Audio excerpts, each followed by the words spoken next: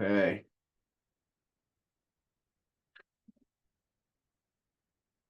Let's see if I can do this.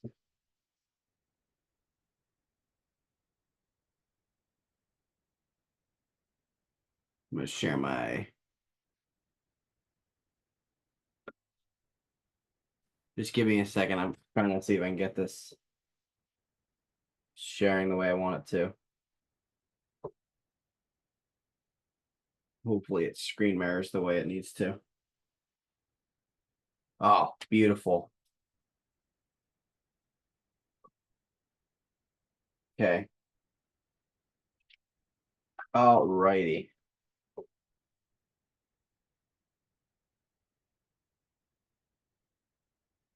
IULs. Let me see if I make sure. Okay. So, what does IUL stand for? You guys all know what it stands for, right? Everyone knows what it stands for. Index Universal Life Policy. Now, here's where you got to understand a couple different things about how the actual cash value in the policy works. And so this is when I explain this. This is actually how I pitch it. So when I pitch it to a client, I go, all right, can you draw me two parallel lines horizontal like this? And I'll say on the top one, put cap, and the bottom one, put horizontal. Now, guys, the cap in each policy is different. You're going to have to read it within the illustration. We'll go over the illustrations in a second. Okay. So let's say the top is 10% and the floor. I don't know why I put horizontal. The floor is 0%. Okay. Within that year, let's say the market does negative 5%. So let's say the market for that year is -5, right? So we'll put it in red. It's here for the year. Okay. Well, the money's just going to stay in the policy at 0. Okay. Now let's say the next year. So let's go. This is the first year. So we'll be year 1. So then we'll go. I don't know why I did that like that, but let's go. We go year 2. Assuming that's just the same thing. It's still going to start here. Now the other guy and his investments starting here. Okay. Because there's no protection on the floor. Like if it loses 5%, -5%, he loses -5%. Well, in the IUL, let's say in year 2, you're starting at 0%. Let's say it gets 10% that year, you'll get up to that 10%. Okay. Now the idea is, let's say it goes up to 30% that year. You're just going to be capped at 10. It uses the over to cover the under. Does that make sense?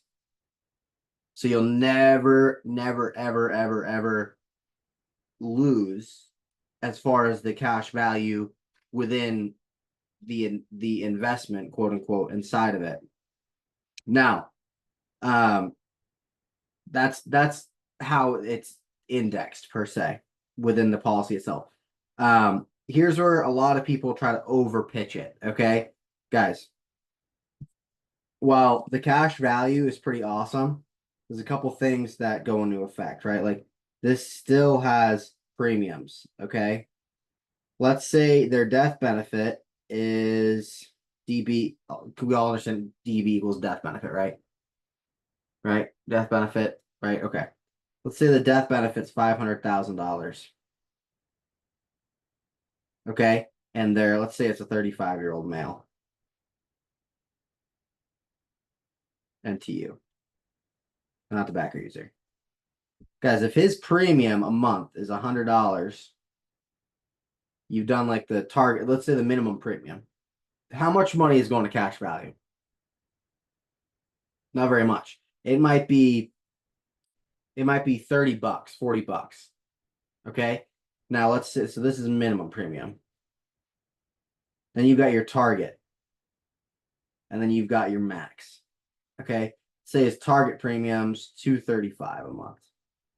Guys, the target premium is literally just set up so in most cases so that policy has enough cash value. So when that person is older, that excuse me, It has cash value. However, it's just to set it up so that the net risk, now the net risk is cash value.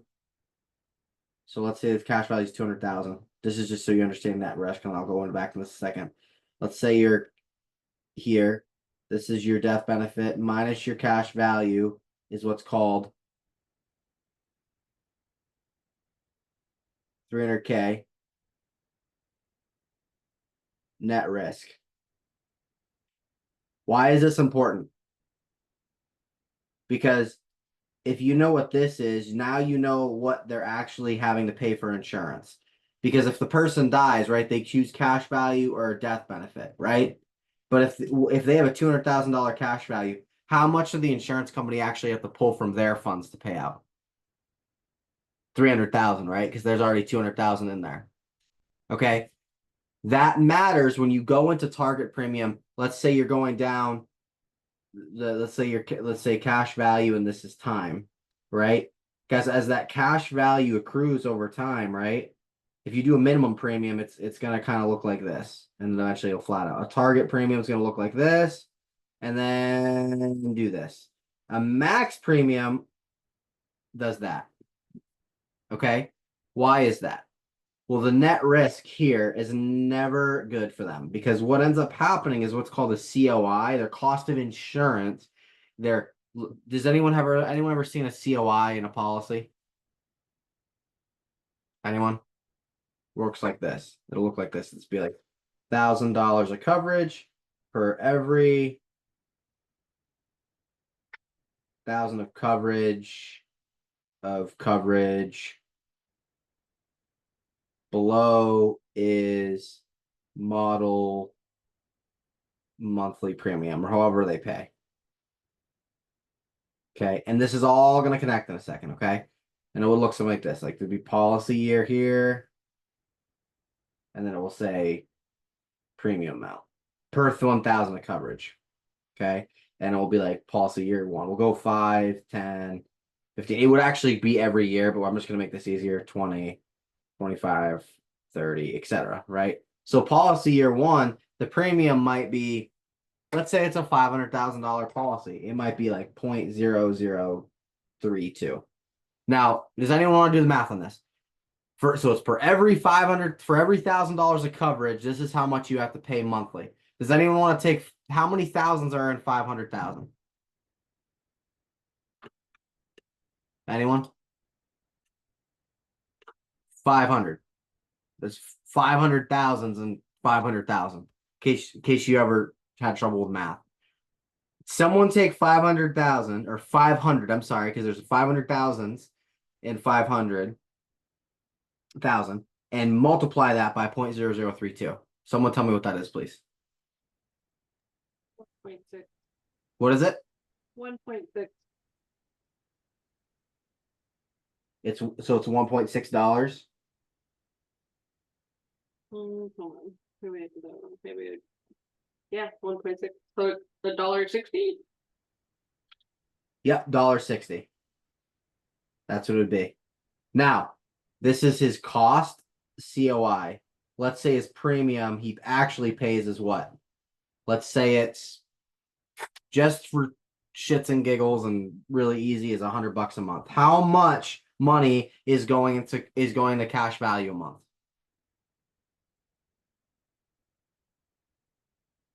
160. No. Wait, say So that again. if he's paying $100 and his cost of insurance each month is $1.60, how much is going into cash value each month? You take the $100 minus his cost of insurance, and $98.40. exactly $98.40 goes to cash value. Got it? Let's say policy year 5. It's something like this.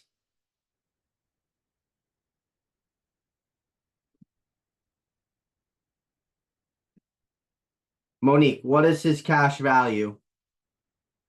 Or I'm sorry, what is his cost of insurance at this premium? 0.0145.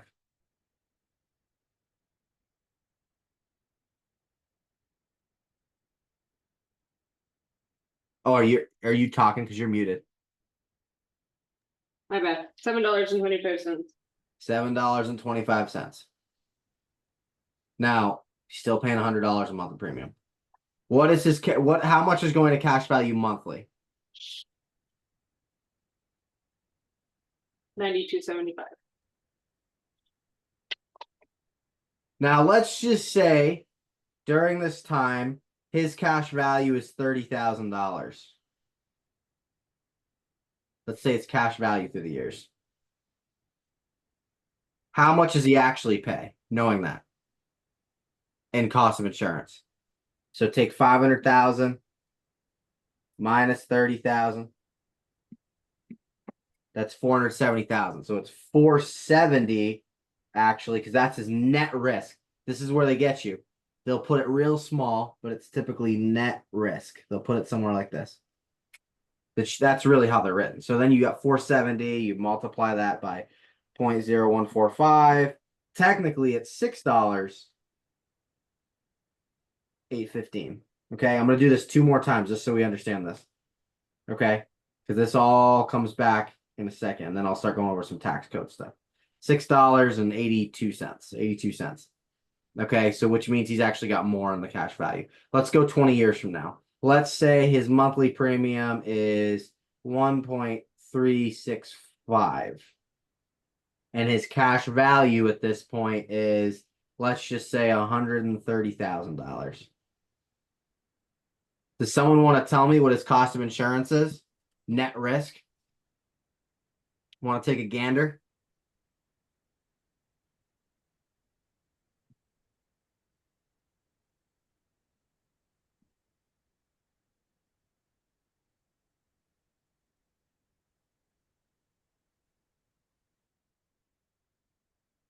Wouldn't it be negative?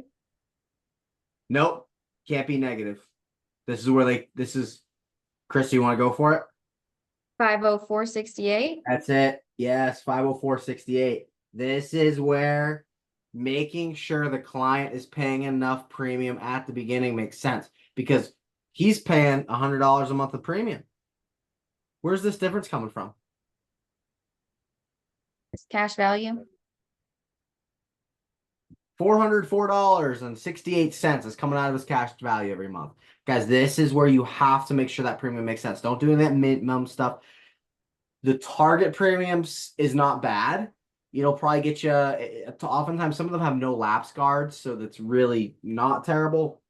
But this is why when you're building these policies, especially high face value policies or death benefit policies, you've got to make sure that the premium is there. Now, how would this have looked if he was spending $400 a month? Right? His net risk here would have been like, maybe, let's say it's 85,000. And over here would have been like 400, let's say it's 430,000, just for easy math. And then his net risk there, 70,000. So 70 times 1.364 is what? $95 a month. And he's still paying 400. So now all of a sudden, guys, what ends up happening here? That the cash value and the death benefit are like literally at this point, he's getting or she's getting really, really, really good cash value growth just by spending more money at the beginning. Okay. Now, so do we understand this? Do we understand net risk? Does anyone have any questions? Okay. Now, all of this comes into play. How do we, what you might be thinking, well, how do we pitch this that it makes sense? Who here knows what 401k is?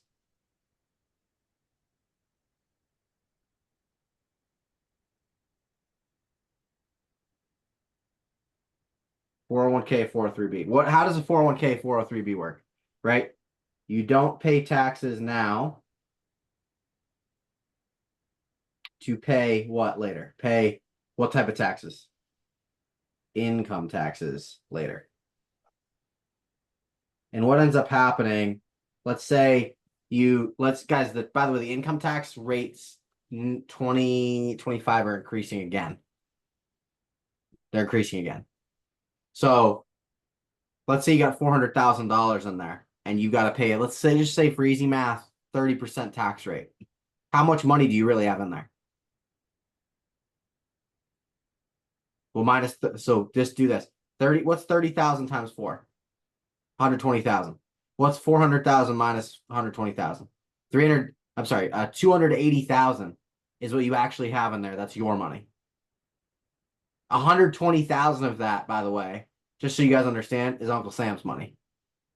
So I'll talk to people and they'll be like, well, I got a 401k at $200,000. No, you have a 401k of $140,000. Let's be real there.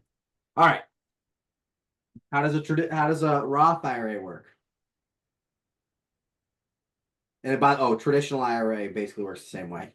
Now, the thing is, just side note, how much can you put in an IRA each year, whether it's traditional or Roth? Does anyone know? Below 50 is age 50 equals 6,500. Over age 50 equals 7,500. Okay, so you're maxed. You cannot put more than this. Oh, and by the way, here's something else to note. IRAs, these go down based on income. Wealthy people can't do these. Okay, so let's just say a Roth IRA. What's the great thing about a Roth IRA? So let's say most of the time 65 to 7,500 capped a year. Oh, and by the way, let's just talk about this. This is 26,000 a year. I think it's 26. That I might be wrong, but around 26. As SEP, which is an employee. You guys know what a SEP is? Like an employee sponsored self-employment plan. That's up to 52 or 53,000. Works the same way. But my point is, you're capped at how much you can put into these things a year. Capped. It's in a Roth IRA is you pay taxes now to avoid them later. You have to be over 59 and a half to withdraw. What happens if you withdraw early on an IRA, 401k, any qualified funds plan? Does anyone know? Yes. Tax penalties. Tax penalties, they are very high. 50% tax penalties on IRAs. I don't remember what the 401k is. I think it recently changed. If anyone knows, just blurt it out. Just tell me. But it's not pretty. Where does an IUL come in? Tax-free death benefit and tax-free cash value. Now, unlike a 401k and unlike a Roth IRA where there's a cap, as long as you follow tax code 7702A and you do not fall under, what is it called, Krista? You know the name of it.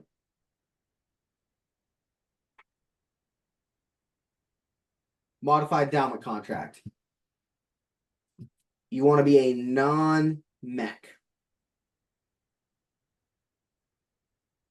And just so you guys know, modified endowment contract. Now, tax code 77028. It's an 8-page document. It's tax code. It's boring as hell to read. I've read it. Here's basically what it says. As long as the policy stays active. So policy must stay active. Policy must stay active. And as long as you are not this, so you're within the realm of your premiums don't go more, or let's say you max fund it, don't go more than a modified endowment contract. So you're within compliance. So we'll just put within compliance. You can do what's called policy loan. How policy loan works is like this. Let's say death benefit is, say, $1 million. Let's say your cash value is $500,000. And let's say you want to take a policy loan of, I don't know, let's say you want to go buy a new property to cash flow. So you take out $250,000.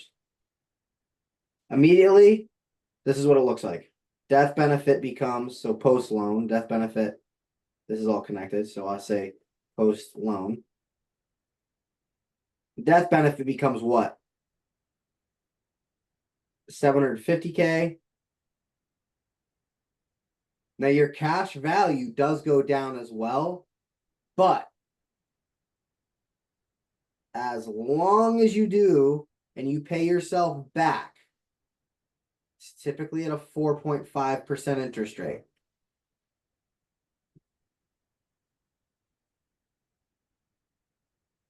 This 250 will grow like it was this, as long as you pay yourself back at this.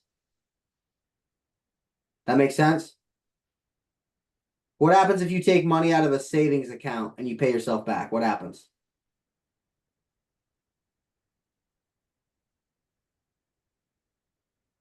Not this.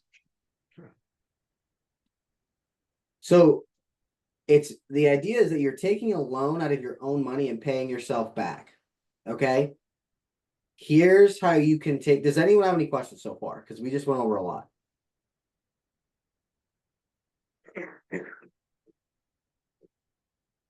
Anything, Keith? Yeah, You're good? You have no questions? no, I'm good. Okay. Where does this all come in to pitching to people?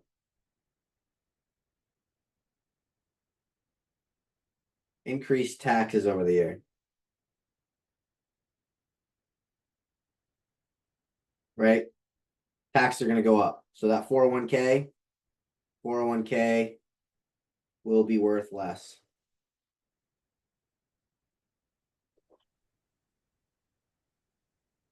Asset protection. More funding than qualified plans. Than alternative. And here's the real big kicker.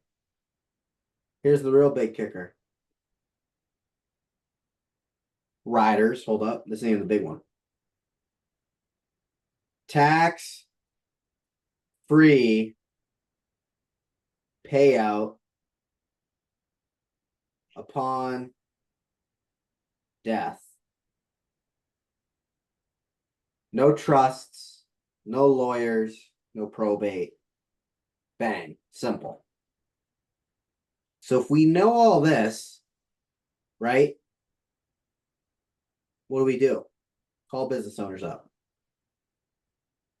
See, call business. This is the best way to sell it. Call business owner up. And you say, do you have trouble with talent retention? Talk about talent retention. Talk about retirement plans with them, right? And say, what if I told you I could give you the best of the 401k, the best of the group term policy, and the best of a Roth IRA to keep your best talent and fund these things? Here's where it gets even better, because they're like, but I like doing the 401k because I get to deduct that, what I put into it, from my I get to deduct that from my taxes. You go, yeah, you get to do the same thing. As long as the premium is going to the policy that person will own eventually. They claim it as income on their taxes. So the person who's insured, let's say Carista was a W-2 employee for me. Right? I'll do it two different things. Let's say Keith and Carista are W-2 employees for me. And for Carista, she's like, I want this as a retirement plan. I go, okay, I'm going to fund it. I'm going to fund it for you fully. Okay? And I'm going to put $600 a month into it. She's got to claim that as income because that would have been the premium she would have went into. That would have been her, that she would have claimed that as income. Normally, right? If she owned it herself, she would have claimed it as income. So that's tax free. So for the business owner, it's tax free. The business owner, for her, she has to pay the income tax on it. Now let's say I got Keith, and I'm insuring Keith, but for Keith, I'm taking the cash value and I'm insuring him. I cannot deduct that because I'm getting the cash value for myself. See the difference? One the employee owns, one the employee won't own. Follow me? So, do we see how if you call a business owner, how this is a great way to get in with these people and say, here's how you could do it. We've got all these awesome things, right? You go over this, boom, boom, boom, all this stuff, right? And we can set you up with this thing that'll take your top level talent. Guys, what is one of the hardest things we have when people run a business? What is one of the hardest things? It's not sometimes customer acquisition. It's not the it's not product stuff. It's not marketing. It's not all these other things that people think it is. When a business has made it past the 5 years, you know what the hardest part is? Retaining your top level managers and talent. I was just listening to a podcast about this a couple of days ago, and he said, you know what? The businesses that grow the fastest are the ones that will not, that they'll make you rich, but they won't make you wealthy, because the businesses that grow the fastest are the ones to then replicate yourself over and over and over again. That make sense? And when you can replicate yourself and you can find that top level manager, and anyone here who's run an agency or trained other people, and some of you on the screen have done it, how hard is it to train someone else to do half of what you can do? It's really freaking hard. So these business owners that have done it, you say, hey, this is how you get these people to want to stay with you, because you're going to set them up for success. Their family's going to massive death benefit if they die, and they'll get a massive tax-free retirement that we can annuitize for them when they retire. And if they get cancer, heart attack, or stroke, it's taking care of that disability and all that crap in it as well. When can I sit down and get everything set up? That's how you sell it to these people. That's how you get with business owners. Okay? Nate, you got a list of how many? About 1,000. Dude, do you see how you could pitch that? Not a hard pitch. Now, for your average person, right, that's like, well, I want to do an IUL. What I've done, right, I've done some pretty big checks with IULs. I've done, a couple thousand a month of them paying. And I go, what do you have for 401k? What do you have for a Roth IRA? I look at everything else. Now, if they're able to afford still putting money in the Roth IRA, if their employee or if their employer, like let's say they work for, Goldman Sachs or something like that, or some big company. Let's say they're working for them and, they can get 5% on that. I go, well, max out your 401k and then, or not max out your 401k, put let's say you put your 5% in. So they give you the free 5%. That guy, that's free money. Who's that? I'm always taking free money. Right. And then let's use the rest of that money to get you set up and create a legacy plan for your family where this is set up well, so that by the time you retire, you've got a couple $1 million sitting there that's tax free. But guys, for the average person that is, and this is where they can come in, the average person that can only afford 100, 200 bucks a month, this is how you're going to pitch it. Well, I understand you might want to, max fund this because sometimes, I've heard about this.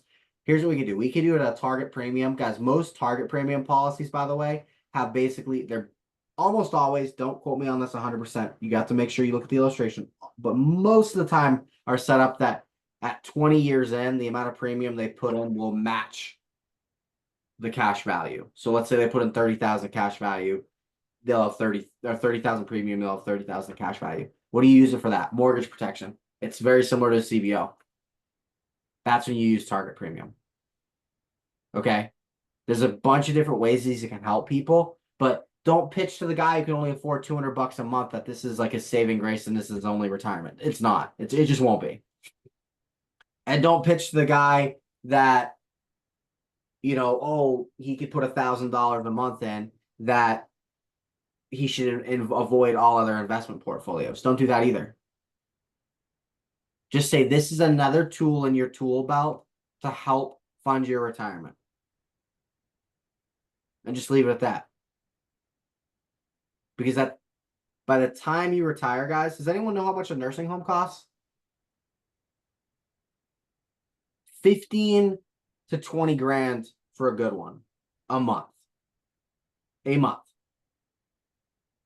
They get cancer, heart attack, stroke. Guys, you can get nursing care, confined care riders that if they have that, this basically works as long-term care insurance. So it kills a lot of birds with one stone, but it doesn't necessarily kill all the birds. There's still a place for money management accounts. There's still a place for, you know, for some people that Roth IRA. There's still a place sometimes for that 401k, but just understand and know all these things. So when you're pitching it, you could say, hey, I'm not telling you to get rid of your 401k. I'm not telling you to get rid of your Roth IRA. I'm not telling you to get rid of this. I'm just telling you, use this as a tool in your tool belt. So by the time you retire, you got $1 million here, $1 million there, $1 million there. If you have $1 million in a 401k and a Roth IRA, and you have $1 million on an IUL, you're sitting what? You're sitting pretty. So I'll leave it at that. Does anyone have any questions for me? I know I went over a lot.